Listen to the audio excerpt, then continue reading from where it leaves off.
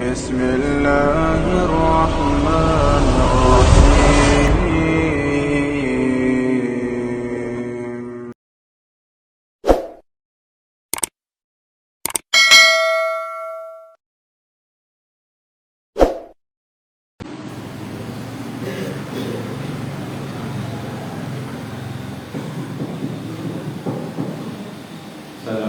Assalamualaikum warahmatullahi wabarakatuh. Alhamdulillahirabbil alamin wa bihi nasta'inu ala umuri dunya waddin. Wassalatu wassalamu ala asrofil anbiya'i wal mursalin wa ala alihi wa sahbihi ajma'in. Raditu billahi rabba wa bil islam dina wa bi Muhammadin nabiyya wa rasulah, la haula wa la quwwata illa billah. Bapak Ibu hadirin jamaah rahimakumullah, jamaah salat subuh yang dirahmati Allah. Suatu ketenangan dan kebahagiaan yang luar biasa apabila kita selalu bisa memenuhi apa yang Allah panggil pada kita. Hayya 'alal shalah, hayya 'alal falah. Mari dirikan sholat, mari tegakkan sholat. Akhirnya hayya 'alal falah. Insyaallah kita akan menjadi pemenang. Insyaallah kita akan mendapatkan kebahagiaan. Amin ya rabbal alamin. Maka Bapak Ibu, hayya 'alal shalah, kita diajar untuk mendirikan sholat. Orang-orang yang mendirikan sholat, mereka lah orang-orang yang menang. Hayya 'alal falah, hayya 'alal falah. Dialah orang yang menang, dialah orang yang bahagia, dialah orang yang beruntung. Orang yang tidak melaksanakan sholat tidak akan mungkin mendapatkan kebahagiaan dan ketenangan. Mana dalilnya? Wa man a'rada 'an dzikri fa inna lahu ma'isatan dhanka. Barang siapa yang berpaling lukanya dari mengingat Allah Subhanahu wa taala, dari beribadah kepada Allah Subhanahu wa taala, fa inna lahu ma'isatan dhanka, maka baginya penghidupan yang sulit. Maka jamaah yang dirahmati Allah, jangan sampai kita mendapat penghidupan yang sulit. Dan mudah-mudahan kita semua dilapangkan rezekinya. Amin ya rabbal alamin. Oke Bapak Ibu, ini kira-kira sampai jam berapa ini? Ini 4:30. Ya, oke. Yang penting maksimal tidak boleh lebih dari jam 5:30 gitu aja ya. Karena saya juga habis ini nanti langsung ketulung nanti.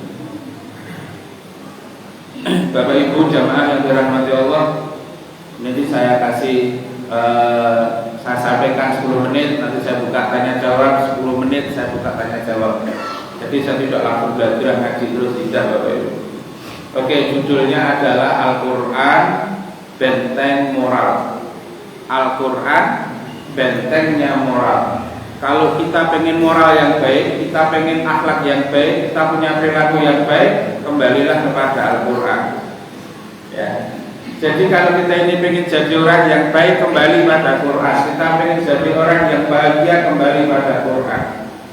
Kenapa? Karena memang Al-Quran merupakan benteng moral bagi manusia.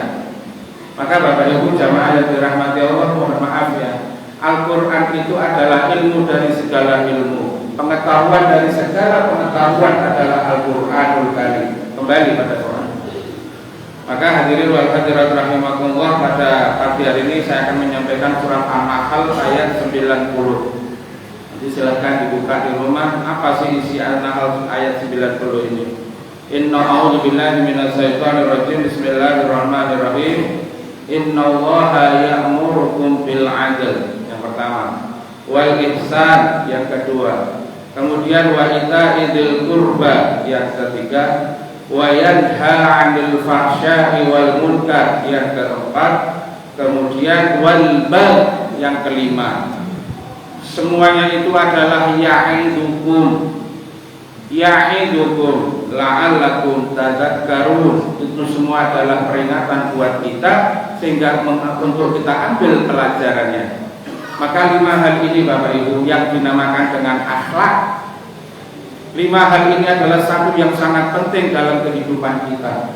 Maka saya uraikan saja biar tidak banyak, tidak memakan waktu. Maka nanti sedikit saya sampaikan, akan saya buka tanya jawab. Monggo nanti silahkan kita bertanya. Demi untuk apa? Bahwasanya ketika kita ini tidak mengerti, kita ini tidak tahu, maka kita harus bertanya. Maka di dalam kitab Masalihul Ibad itu diterangkan al-fahmu wi'a'ul ilmi. Ya. Jadi bahwasanya al-fahmu, kepahaman itu adalah wadahnya ilmu. Orang yang punya ilmu harus ada wadahnya. Wadahnya apa? Kepahaman. Kalau kita nggak paham, ilmunya kemana? Kalau nggak paham, ilmunya kemana? Coba saya tanya, 4 tambah 4 berapa? Berarti ilmunya sudah diwadahi. 4 tambah 4, 8. Kita mengerti itu namanya sudah punya wadah dan ilmu kita sudah kita wadahi, ilmunya nggak lari kemana-mana. Coba saya mau tanya, 1 dengan 27 banyak mana? 1 dengan 27 banyak mana? Tapi jenengan suka yang mana? Suka yang 1 apa suka yang 27? Berarti kalau suka 27 berarti suka sendiri apa jamaah? Nah, tapi ada nggak yang sendiri? Berarti suka apa enggak dia? Nggak tahu. Maka itu namanya al-fahmu wi'a'ul ilmi. Yang namanya bahwasanya faham itu adalah wadahnya ilmu. Ilmu itu harus diwadahi. Wadahnya apa? Kepahaman. Kalau nggak paham ya tanya. Oke. Kembali kepada ayat ya Bapak Ibu. Innallaha ya'murukum bil 'adl.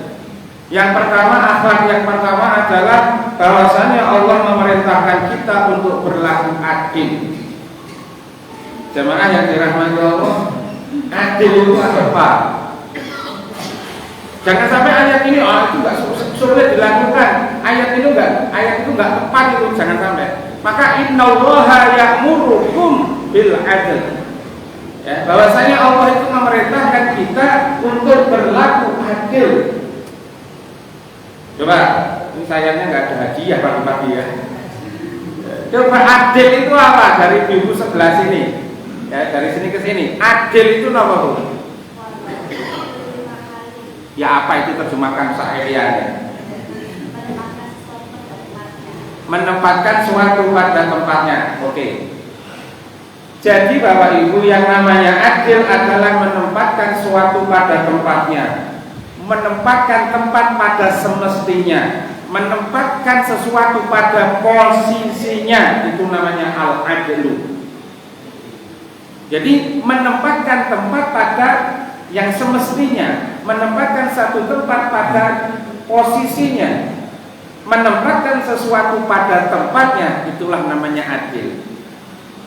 Maka Bapak Ibu jamaah yang dirahmati Allah, coba contoh, umpama jenengan beli sepatu. Harganya 500.000 sepatu itu ya, sepatu harganya 500.000. Kalau sepatu 500.000 menurut jenengan mahal apa murah? Itu nek ditaruh di kepala pantes enggak? Sepatu sing regane 500.000 ditaruh di atas kepala pantes enggak? Pantes enggak? Kan mahal. Mana yang man kalau dijahit-jahit? Dan 500 hanya diinjek-injek. Ini namanya nggak tempatnya. Kalau sampai sepatu yang harganya 500.000 karena mahal kemudian ditaruh di kepala, ini namanya bukan semestinya, bukan pada posisinya, bukan pada tempatnya. Coba yang kedua, peci ini harganya murah, cuma 25.000, 27.000. Nek ditaruh di kaki, pantas enggak? Pada tempatnya enggak? Nah, maka orang yang adil adalah orang yang mampu menempatkan pada tempatnya. Orang yang bisa memposisikan pada posisinya, orang yang bisa menaruh sesuatu pada tempatnya. Maka 3 hal, menempatkan pada tempatnya, menempatkan tempat pada yang semestinya, menempatkan sesuatu pada posisinya. Ada 3 hal. Bapak Ibu jamaah yang dirahmati Allah, mohon maaf ya. Dalam hal ini coba kita berbicara tentang adil, karena Allah menerapkan adil ternyata manfaatnya luar biasa. Jenengan punya anak 2, yang satu SD kelas 1, yang satu SMA. Adil, umpama uang saya harus memberi uang dua-duanya adil. Kalau dua-duanya saya kasih sama-sama 50.000, adil enggak? Ya. Kenapa enggak adil? Tidak pada tempatnya. Monggo belajar ya ini ya. Karena tidak pada tempatnya. Karena anak kelas 1 cukup dikasih uang 10.000 umpama. anak yang SMA 50.000 karena kebutuhannya lebih banyak. Maka Bapak Ibu, keadilan bukan harus sama. Keadilan adalah menempatkan sesuatu pada tempatnya. Keadilan adalah menempatkan sesuatu pada posisinya. Oke.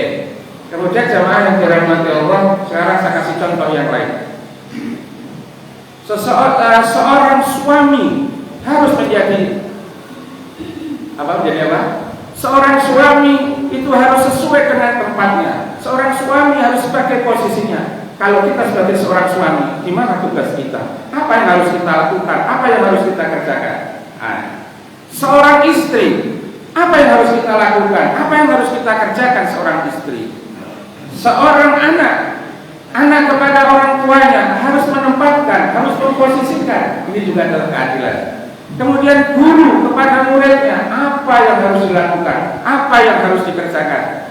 Kemudian seorang murid kepada gurunya, apa yang harus dilakukan, apa yang harus dikerjakan. Ingat Bapak Ibu, itulah keadilan. Bisa memposisikan dirinya. Kalau kita seorang suami, kita seorang istri, kita seorang anak, kita seorang guru, kita seorang murid, mungkin kita seorang pimpinan, kita seorang karyawan, kita seorang imam, kita seorang makmum. Semuanya harus mempunyai posisinya masing-masing.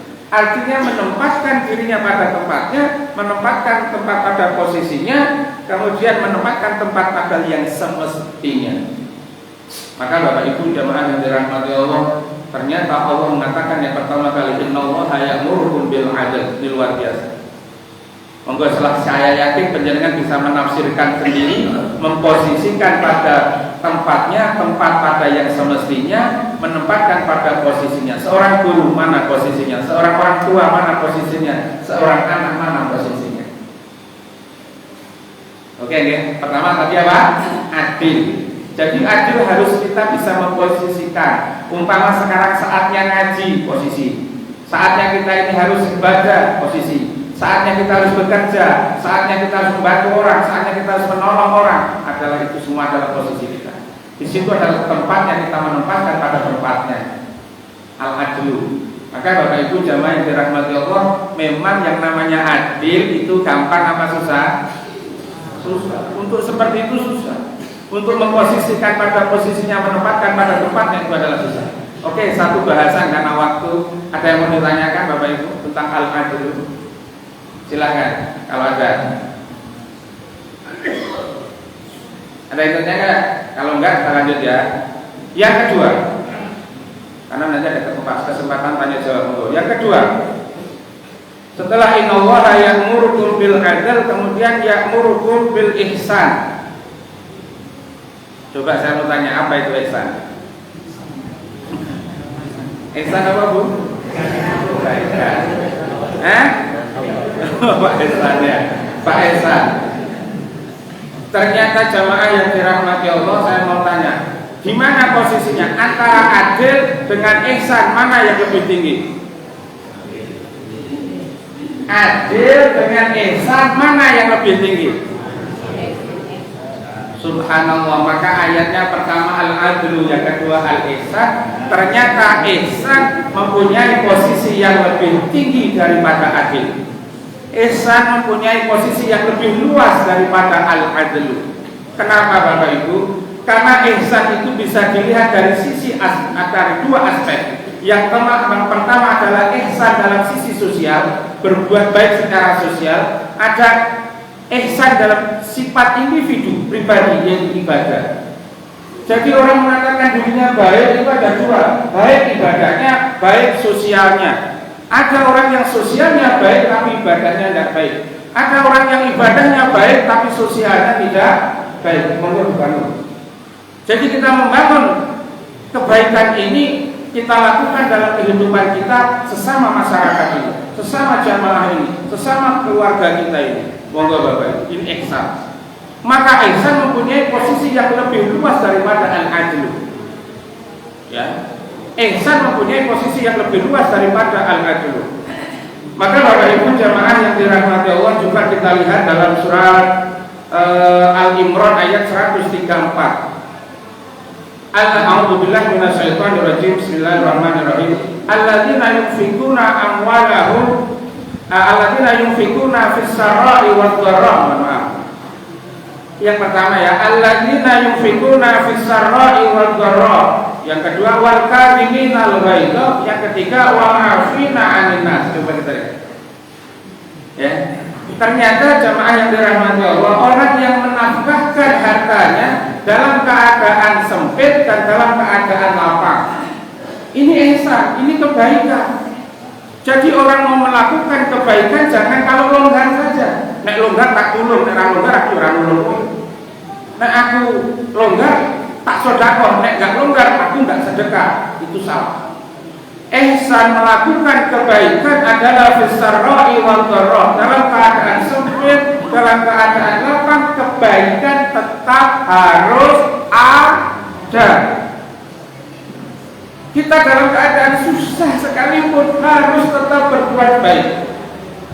Ini sosial, ya. Ini sosial Bapak Ibu. Maka mohon maaf, sesulit apapun kita tetap harus ada kebaikan yang kita lakukan. Yang kedua, wal kadhiminal ghaidha. Orang yang istilahnya membalas kejahatan dengan kebaikan. Subhanallah. Kita ini dijahati orang, tapi kita nggak pernah membalas kejahatan itu. Justru kita berbuat yang lebih baik. Makanya kadhiminal ghaidha dalam satu riwayat, ketika itu umpama kalau kita contohkan sekarang ya, jenengan minta tolong sama orang, aku tak wudhu, terus kemudian dia mengecurkan pakai ember itu ya, kayak nimbo sumur itu ya, nimbo di sumur, kemudian digulingkan, kita wudhu, delalah disokke, ya, kita lagi ini sokke, kena semua tubuh kita, marah. Tapi ketika melihat ayat wal kadhiminal ghaidha wal 'afina 'anil, akhirnya dia menahan amarah itu, nggak jadi marah. Coba kalau kejahatan dilawan kejahatan, pada yang penyuntak ya kok cukup berani suntaknya itu. Ini tidak. Maka ihsan yang kedua adalah dalam hal sosial menahan amarah, sabar. Kejahatan tidak dilawan dengan kejahatan, tapi kejahatan justru dilawan dengan kebaikan. Bapak Ibu, kalau itu ada dalam diri kita ini masing-masing, hadirin yang ada dalam rumah, yang dalam masjid ini semuanya begitu luar biasa. Kowe larangnya aku rapopo, aku bakal balas. Justru saya balas dengan kebaikan, dan ini yang dicontohkan oleh Rasulullah Sallallahu Alaihi Wasallam. Maka tadi judulnya Al-Quran adalah benteng moral. Kembali kepada Al-Quran, insya Allah diri kita ini akan menjadi fi ahsani taqwim. Kita ini akan menjadi ciptaan yang sempurna, kita akan menjadi ciptaan yang baik kalau kita kembali kepada Al-Quran Karim. Maka Bapak Ibu, tolong Al-Quran surat Al-Imran 134 coba kita renungkan juga. Ya, kadhiminal ghaidha, kita tidak usah membalas, tapi justru di sini adalah memberikan kita ini menahan amarah, menahan kemarahan kita. Kita dihina, kita sabar, kita dimarahi, kita sabar, kita tidak dianggap kerja, sabar, tidak apa-apa. Karena kalau ini kembali kepada kajian kita, innallaha la yanzuru ila ajsamikum wala ila suwarikum walakinnallaha yanzuru ila qulubikum. Wis percaya kali Gusti Allah. Orang yang hadir ini mungkin mohon maaf niatnya beda-beda kan? Hatinya beda-beda kan? Beda-beda, Allah yang Maha Tahu. Maka untuk itu jamaah yang dirahmati Allah, monggo kadhiminal ghaidha. Kemudian yang ketiga, wal 'afina 'anil nas, memberikan maaf. Wal 'afina 'anil nas, mudah memberikan maaf kepada saudaranya, mudah memaafkan kepada temannya, mudah memaafkan kepada sekitar kita. Subhanallah, luar biasa Bapak. Maka ketika akhlak itu ada dalam diri kita, kita tidak pernah membalas kejahatan, kita memaafkan, kemudian kita ini selalu melakukan sedekah, kita membantu menolong orang dalam keadaan kapanpun, dalam keadaan kita susah kita bantu, dalam keadaan senang kita bantu. Maka ini adalah ihsan ya. Ini ihsan dalam hal sosial. Sekarang ihsan yang kaitan dengan ibadah. Maka Bapak Ibu, tadi saya katakan ihsan mempunyai posisi yang lebih tinggi daripada al-adlu, karena ada di situ sosial. Yang kedua adalah ibadah. Mana buktinya? Sebagaimana Rasulullah SAW sampaikan, ubudullah, sembahlah Allah. Ka'annaka tarahu, seakan-akan kau melihat Allah ketika kamu beribadah. Fa in lam takun tarahu, kalau kamu tidak bisa melihat Allah, fa innahu yaraka, maka Allah melihat kamu. Coba Bapak Ibu kita bayangkan. Dalam hal ibadah ini, ketika Allah Subhanahu wa taala memberikan perlindungan kepada kita, Allah mengawasi kita. Artinya, orang yang ihsan itu berarti ada satu level tingkatan, dia selalu merasa diawasi Allah, itu ihsan. Maka ketika Nabi juga didatangi oleh malaikat, mahwal ihsan, mahwal iman, mahwal islam, kan begitu ya. Maka ihsan melebihi iman dan melebihi Islam. Maka ihsan di terakhir. Ya apa tidak? Ihsan di terakhir kan? Yang ditanya mahwal Islam, mahwal iman, mahwal ihsan. Karena orang yang sudah muhsin, orang yang ihsan itu merasa dirinya selalu diawasi Allah Subhanahu wa taala. Makanya Nabi mengatakan mahwal ihsan, ihsan itu sembahlah Allah seakan-akan kamu melihatnya. Kalau kamu tidak melihatnya, berarti Allah melihatnya. Berarti di sini mempunyai makna bahwasanya ihsan mempunyai kepercayaan diri bahwasanya Allah selalu melihat kita.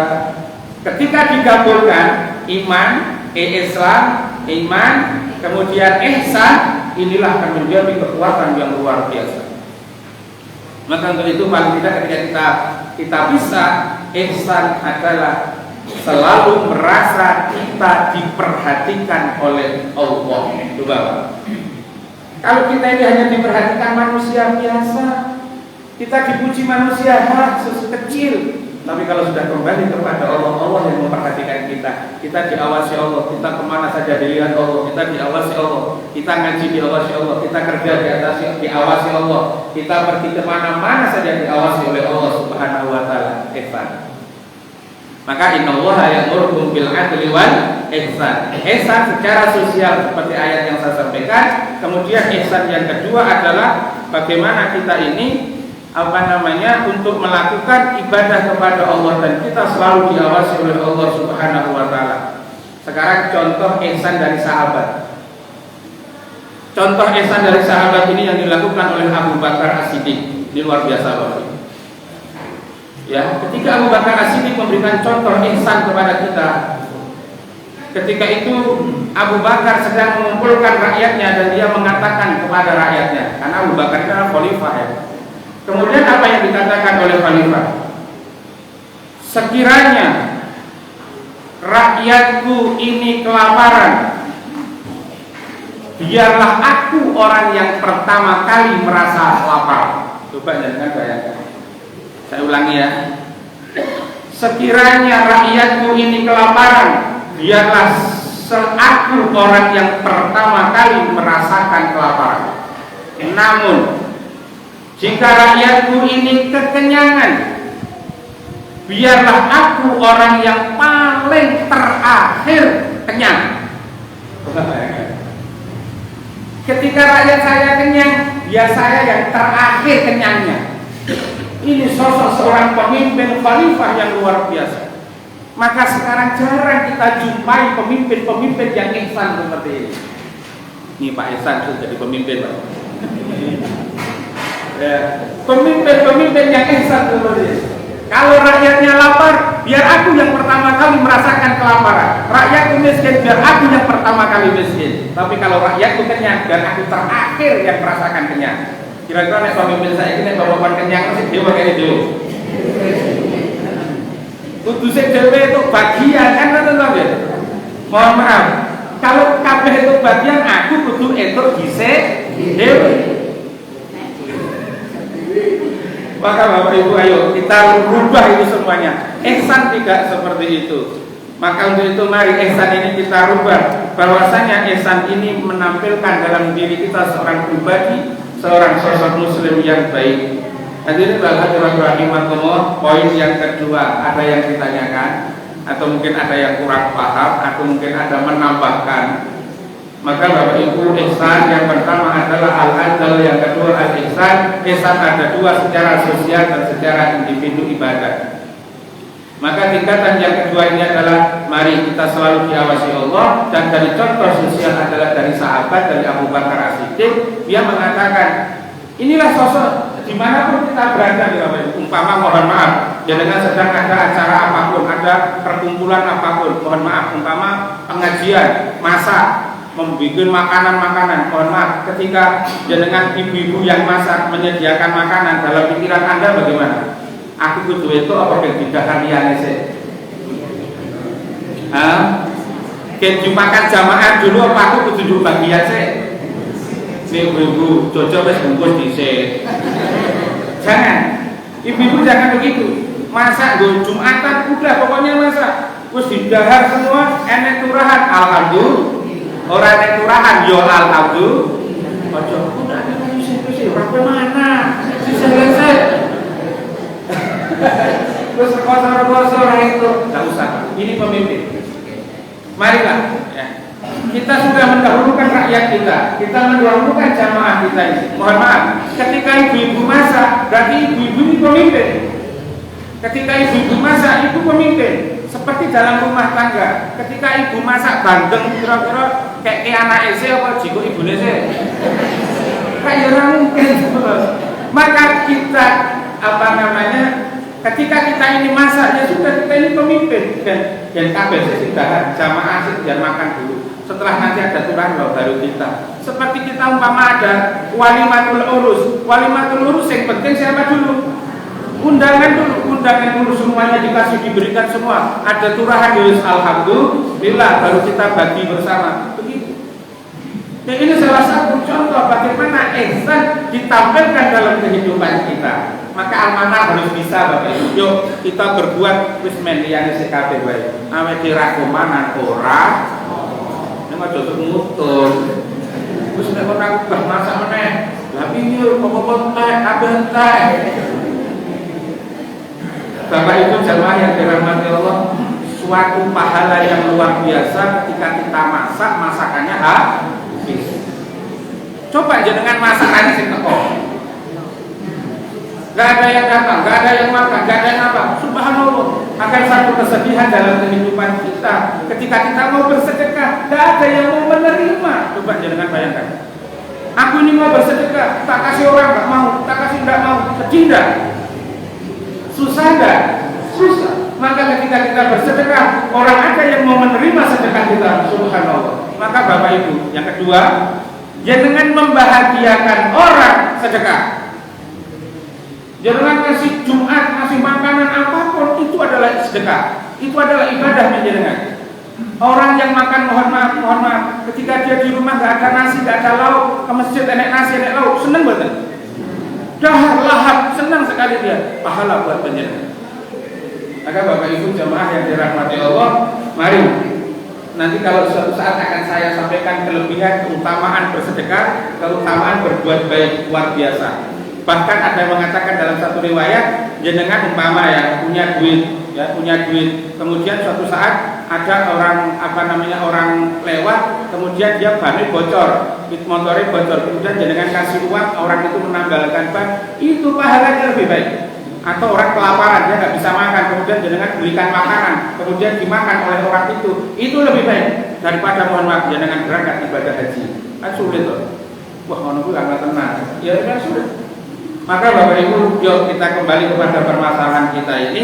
Ihsan yang dicontohkan oleh Abu Bakar As-Siddiq. Mari, siapapun kita ini, kita pemimpin. Kalau ibu tadi pemimpin, bapak juga pemimpin. Bapak juga begitu. Kalau ada uang pelit apa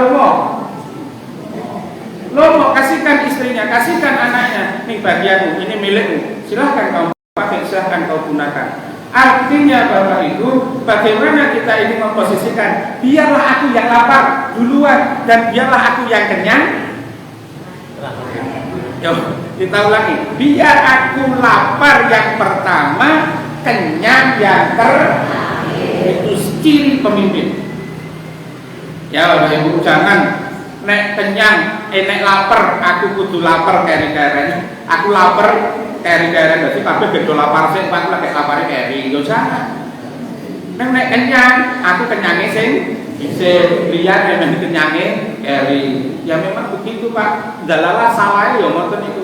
Mohon maaf saya mau tanya, umpama jenengan ada kumpulan ngeten iki. Sing dikai dahar itu sing ra duwe apa sing duwe sih? Biasanya si kodaan si tercek.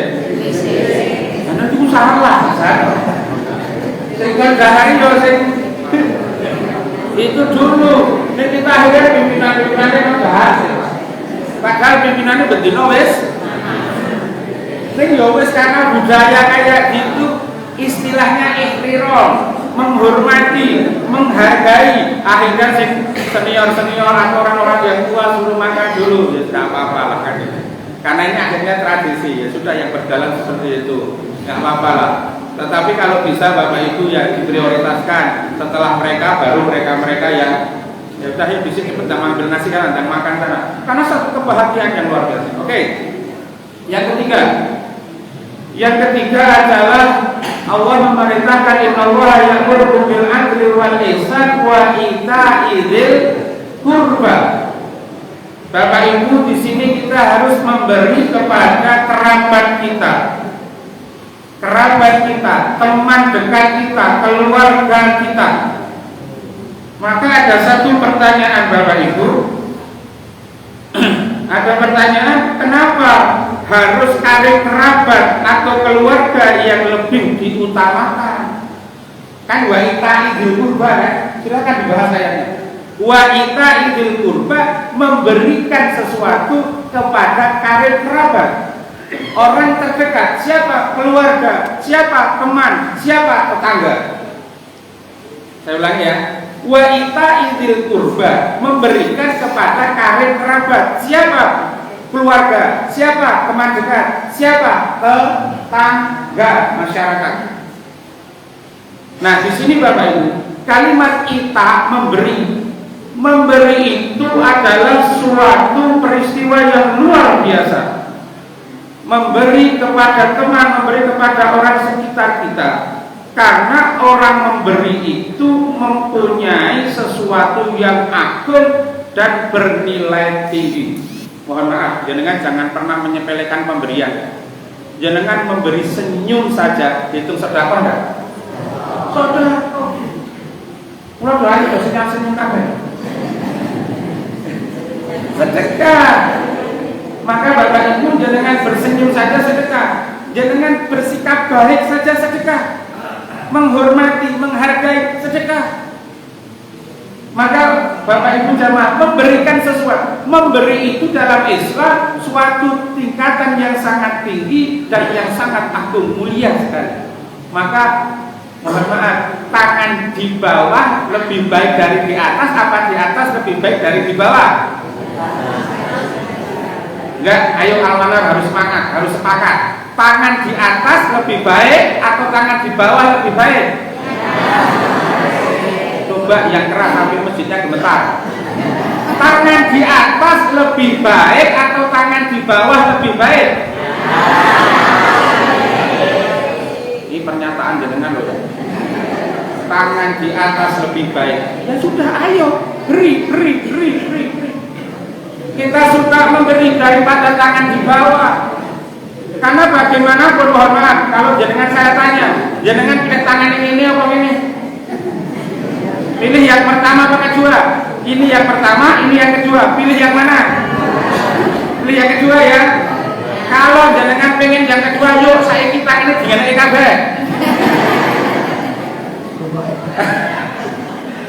Ayo Bapak Ibu, dirubah tangannya sekarang di atas, maka ita memberi. Wa ita idil kurba, itu akhlak. Suka memberi, itu akhlak. Innallaha ya'murukum bil adli wal ihsan wa ita, memberi. Bukan yatlubu, bukan meminta, bukan yas'alu, meminta, bukan, tapi kita justru ita, memberi. Karena orang yang memberi pasti hatinya adalah di situ kalimat rahim, sayang, senang. Maka di dalam ayat yang lain itu Allah juga menyampaikan tawasau bil haqqi wa tawasau bil marhamah, tawasau bis sabri wa tawasau bil marhamah. Nasihat menasihati dalam kesabaran dan nasihat menasihati dalam kasih sayang. Ulaika ashabul maimanah. Coba Bapak. Jadi kita nasihat menasihati dalam kesabaran, nasihat menasihati dalam kasih sayang. Ayo kita semua ini punya sifat kasih sayang sesama kita. Yuk beri. Oke, selanjutnya ya. Jadi ayat kita ini adalah memberi mempunyai nilai yang tinggi, memberi mempunyai nilai yang agung. Tangan di atas lebih baik daripada tangan di bawah. Nek nganti enek tangan di bawah berarti wong almatar kecil kabeh. Lho kene nek nganti umpama saya datang pareng-pareng nggo benahi musala, nggo benahi apa kamar mandi, pareng-pareng di pengajian, pareng-pareng. Nek nganti nek sing pareng-pareng berarti orangnya tidak sadar kita belum sadar memberi. Tapi kalau kita sudah sadar memberi, tidak akan ada orang yang meminta. Kadang-kadang kita ini mohon maaf, kadang-kadang kita ini mau memberi itu tidak jaluk sih, dia apa gitu? Kita harus terisi titik. Tidak apa-apa, kita harus belajar memberi, beri. Tapi kalau ada yang tangan di bawah, ya jangan diejek-ejek. Maksud saya begini, di dalam hadis meminta itu boleh orang-orang tertentu. Untuk apa ada. Tapi ini tidak ada terangkan, nanti tidak waktunya habis. Kemudian Bapak Ibu jamaah yang dirahmati Allah, ketika kita ini sudah memberi, wa ita'il qurba, kita ini adalah memberi, maka Bapak Ibu yang dirahmati Allah, ada pertanyaan tadi, kenapa yang harus diberi adalah karib kerabat? Kenapa yang harus diberi orang terdekat? Kenapa yang harus diberi oleh keluarga dulu? Kenapa kok itu? Kenapa yang diberikan ke tetangga dulu, masyarakat dulu? Kenapa? Ayat ini luar biasa. Ada maksud dan tujuan bagi kita semuanya. Di antaranya ini saya bacakan saja. Maka di antara jawabannya adalah kenapa yang diberi itu adalah keluarga dulu, kenapa yang diberi kerabat dulu. Bapak Ibu jamaah yang dirahmati Allah. Jadi dapat dipastikan tidak akan muncul masalah di tengah masyarakat dengan semakin banyaknya masalah yang bermunculan disebabkan karena mereka masing-masing gagal atau tidak mampu menasehati, mengurus serta mengarahkan orang-orang yang hendaknya untuk kembali kepada persoalan yang mendatangkan ketenangan dan kedekatannya. Jadi Bapak Ibu yang dirahmati Allah, kenapa yang diutamakan itu adalah keluarga? Karena keluarga, masyarakat, teman dekat itu adalah orang-orang yang pertama kali harus kita dakwai, yang pertama kali harus kita urusi. Nek kabeh iso mohon maaf saya pakai bahasa ini. Kalau kita semua bisa ngurusi keluarganya masing-masing, kalau semua bisa mengurusi tetangganya masing-masing, insya Allah tidak ada konflik di tengah masyarakat. Paham ya?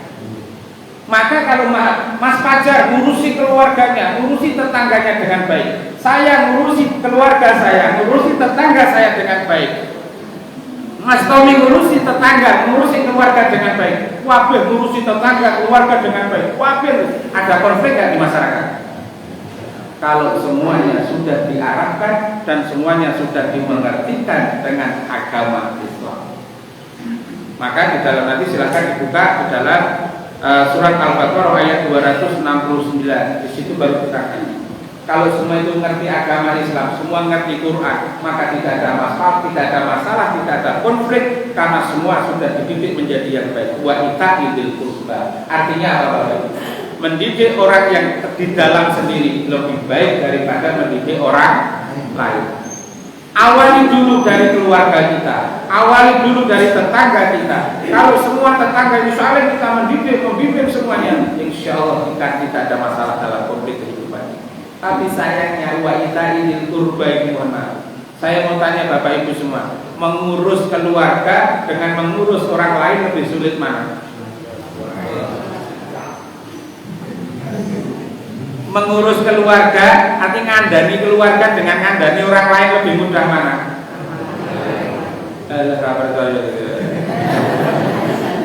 Coba saya mau tanya, ada nggak orang yang mengeluh? Wah anak gue itu makal, itu betul. Nek gue kandani ngeyel, itu betul. Itu anaknya soal. Anak gue itu kandani ngeyel.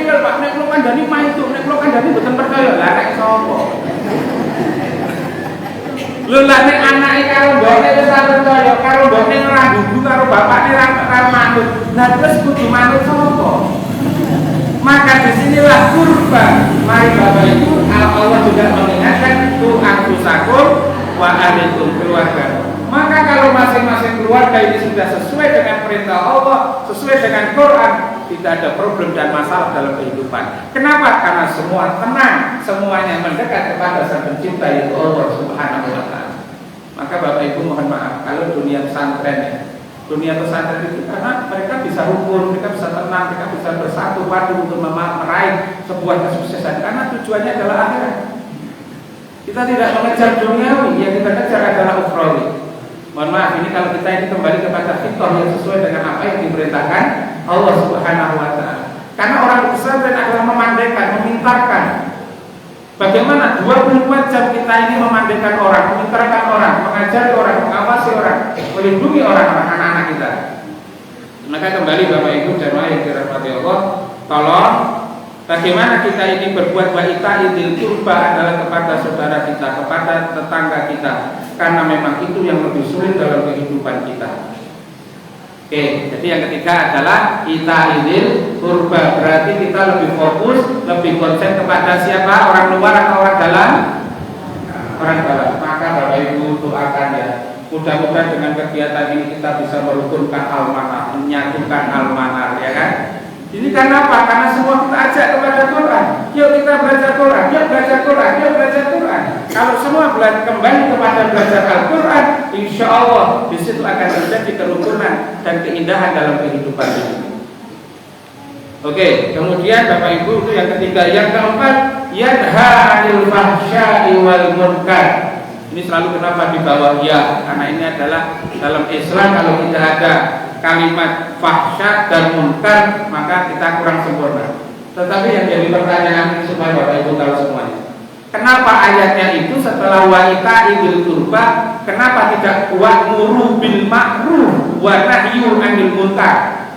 Tapi ayatnya langsung berbunyi yanha. Jadi kita ini disuruh oleh Allah berakhlak. Mohon maaf Bapak Ibu, ngongkon karo nyegah lebih sulit mana? Menyuruh dengan mencegah lebih sulit mana? Lebih sulit? Tak kasih contoh. Wong ngongkon ki gampang ki napa ki? Ning lakon ini. Contohnya sinten? Contohnya sinten? Mohon maaf ya, Bapak, Ibu ngongkon ngaji TPA, gampang banget. Ini bapaknya ngasih ya? Ning masjid gampang banget. Ning mbake makakra. Ini salah satu contoh. Nek ning masjid nganggo peci, bapake ning masjid kowe iki nek sekolah sinau sing tenanan, gampang mboten? Ning bapake tau maca buku. Di antaranya kadang-kadang kita menyuruh anak kita disiplin, menyuruh anak kita sesuai dengan apa yang diinginkan, tapi kadang orang tua tidak sesuai. Itu waktu. Kalau menyuruh, itu semua bisa kok. Nggih napa nggih? Kita mandi, kita ngatur, wis kono ngatur. Matus bapaknya malah bingkong. Bapaknya kaget, arep magrib anaknya kok ngatus kabeh, ning bapaknya malah bingkong gitu. Atau bapaknya malah dolanan yang lain. Tidak bisa. Maka Allah langsung mengatakan wa ita'idil qurba wa yanha 'anil fahsya'i wal munkar, karena kalimat mencegah itu menjadi kepribadian seorang muslim. Kita seorang muslim harus punya kepribadian yang baik, yaitu selalu menjauhi kemungkaran kemaksiatan, menjauhi kemungkaran kemaksiatan. Itu Pak seorang muslim, itu akhlak. Maka kalau kita ini mau diajak kemungkaran, enggak, kita mau diajak kemaksiatan, tidak. Tapi yang kita tanamkan dalam diri kita adalah selalu mencegah hal-hal yang enggak baik. Umpama di sini ada makanan, malam Senin ada bikin makanan nasi, bahkan piring. Ketika makanannya itu enggak enak, jenengan perlu marah-marah enggak? Pak, ini soto meneh. toprak. Pojok ini ya terus. Bapak Ibu maaf ya. Orang yang semacam ini perlu ditanyakan dalam dirinya. Cegahlah, tahan, tidak usah seperti itu. Sudah apa yang ada dinikmati. Nek tanya tok boleh jenenge apa? Kok ora tau weruh? Kok ora tau weruh koyo ngene iki apa? Enggak apa-apa nek tanya tok wis dibantu enak banget. Zat alhamdulillah. Jangan ngomong kayak si masak yo. Oh iya. Tapi tidak usah, sudah biarkan saja. Kenapa? Karena di dalam diri kita dilatih untuk mencegah sesuatu yang tidak baik. Ketika kita mau mengkritik dan itu menyakitkan, tahan dulu, tidak usah. Nanti sampaikan pada jalurnya itu. Maka tahan, yanha mencegah kemungkaran, mencegah kemaksiatan, tahan. Tidak menyuruh. Kalau menyuruh tadi saya katakan semuanya bisa. Mohon maaf, wong Pak Guru ki ngomong aja ngrokok, malah gurune rokok.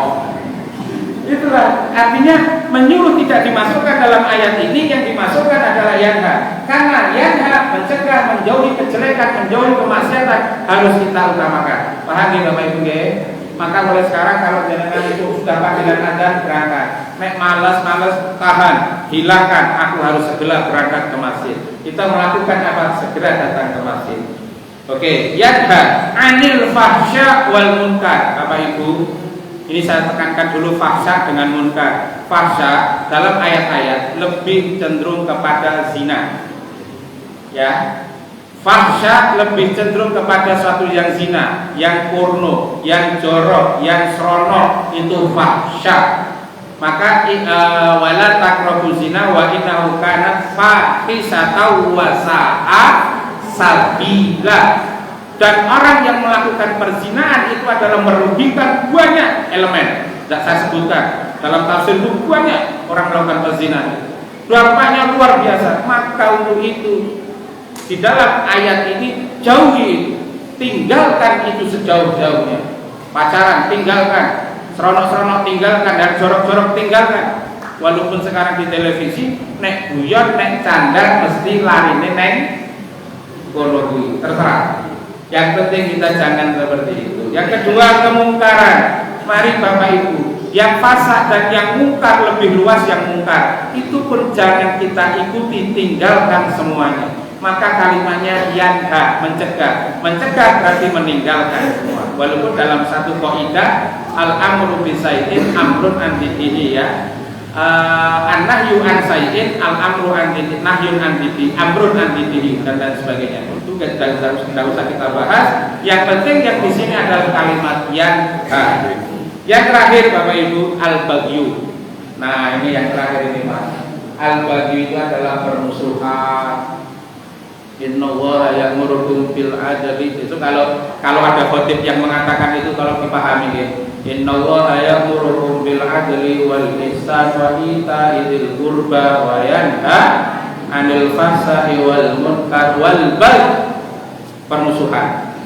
Karena ini terang ayat ini dibaca juga oleh Rasulullah SAW ketika musuhnya Nabi yang dendam kepada Nabi ngomong kepada Nabi, ya Nabi, bacakan ayat yang bisa meluluhkan hati saya. Kemudian turun ayat ini dan Nabi membaca ayat ini. Innallaha ya'murukum bil adli wal ihsan wa ita'i dzil qurba wa yanha 'anil fahsya'i wal munkar wal baghi. Jangan permusuhan. Akhirnya tolong bacakan lagi ya Nabi. Dibaca kedua, tolong bacakan lagi Nabi. Sampai dibaca berulang-ulang, masuklah Islam dan tidak memusuhi Rasulullah. Subhanallah, luar biasa ya. Maka Bapak Ibu, ayat ini karena menyentuh kita supaya kita tidak bermusuhan.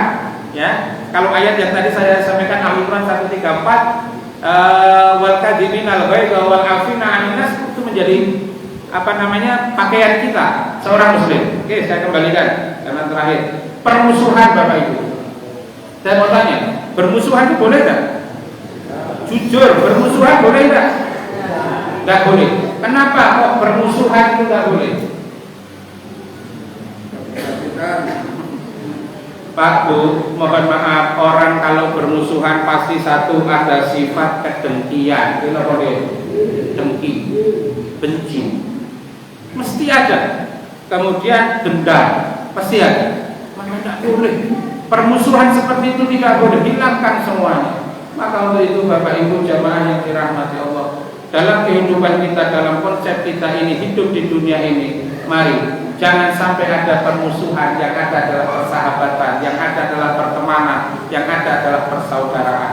Ketika orang itu sudah saling bersaudara, maka yang muncul adalah cinta, kasih, bukan dendam, bukan benci. Maka di dalam Al-Quran diterangkan wa min sarri hasidin idza hasad. Orang yang hasad itu nek kita belum mati burung ikhlas. Nggih napa nggih? Wong ki nek benci Bu, nek lawane iki burung mati. Durung trimo. Nek lawane wis mati trimo, bubar kowe. Loh iya. Itu makanya loh, ini saya baca dari surat wa min sarri hasidin idza hasad di dalam surat Al-Falaq itu ya, itu sudah ditekankan oleh Allah. Karena hasid idza hasad itu luar biasa kok. Ya, kalau orang sudah benci, maka wa min sarri, kita berlindung kepada Allah dari orang-orang yang benci kepada kita, yang dengki kepada kita. Karena orang yang dengki itu ketika melihat kita bahagia, dia tidak akan rela. Ada sukses, dia nggak rela. Maka berusaha kita nggak sukses, berusaha kita gagal, berusaha kita hancur. Itu orang yang hasidin tidak hasad. Maka permusuhan nggak boleh, karena permusuhan hanya akan membawa malah petaka. Permusuhan hanya akan membawa kehancuran. Maka itu Bapak Ibu, itulah yang saya sampaikan 5 hal, dan insya Allah nanti kita teruskan malam Senin ya Bapak Ibu ya. Kalau malam Senin nanti silakan dibuka dalam surat An-Nazi'at ayat 36 ya Mas Bang ya. Sudah dimasukkan Mas? Ya, sudah. Itu nanti dalam surat An-Nazi'at kita sampaikan, hampir kita lanjutkan wa burrizatil jahimu liman yara. Nanti silakan dibuka dulu tafsirnya boleh. Bapak Ibu jamaah yang dirahmati Allah, itu saja yang saya sampaikan. Mudah-mudahan Almanar ini menjadi keluarga yang sakinah. Almanar menjadi keluarga yang sakinah, mawaddah warahmah. Mudah-mudahan Almanar ini keluarga yang tentram, keluarga yang damai, keluarga yang sejahtera. Almanar ini menjadi keluarga yang saling mencintai, yang saling menghormati, yang saling menghargai. Yang lemah berusaha menjadi kuat, yang kuat jangan sombong, lindungilah orang-orang yang lemah. Dan kita meminta dan berdoa kepada Allah, mudah-mudahan kita ini diberikan cinta kasih, kita ini diberikan saling mencintai dan menyayangi, bukan saling membenci, bukan saling memusuhi, bukan saling menikam, bukan saling menjauhkan, tapi justru kita ini saling mendekatkan, dan kita sama-sama untuk beribadah kepada Allah Subhanahu wa taala. Allahumma aminna fi awtanina, ya Allah berikanlah keamanan kepada warga masyarakat Almanar ini ya Allah. Ya Allah ya Rabbi ya Tuhan kami, jauhkanlah Almanar ini dari musibah, jauhkanlah Almanar ini dari bencana ya Allah. Allahumma adfa'na al-bala wal waba wal fahsya wal munkar wal mihan wal fitan ma dhahara minha wa ma batan min baladina hadza khassa wa min qaryati Almanar biridhoka ya Allah ya arhamar rahimin. Rabbana atina fid dunya hasanah wa fil akhirati hasanah wa qina adzabannar. Subhanaka rabbil izzati amma yasifun wa salamun alal mursalin walhamdulillahi rabbil alamin. Assalamualaikum warahmatullahi wabarakatuh. Waalaikumsalam warahmatullahi wabarakatuh. Bapak Ibu yang saya hormati, tadi kajian dan pengajian kita pada pagi ini banyak yang kita dapatkan pada pagi ini, dan semoga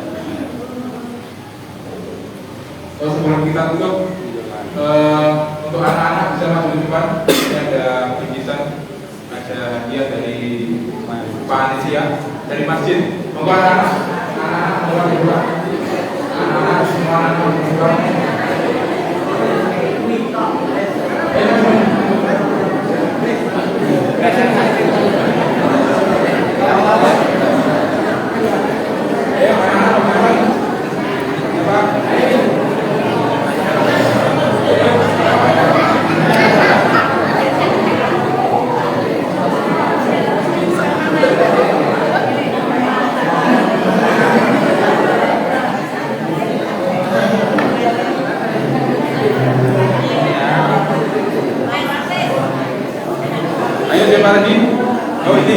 Ben, yang baru ya Ben Pak. Oh.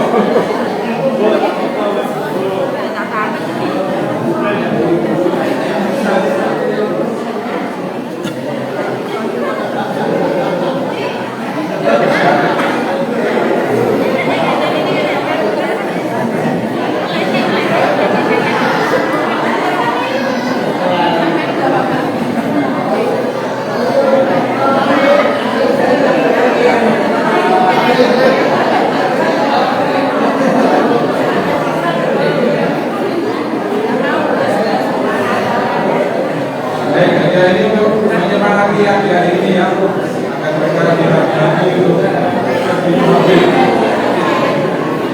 Mas.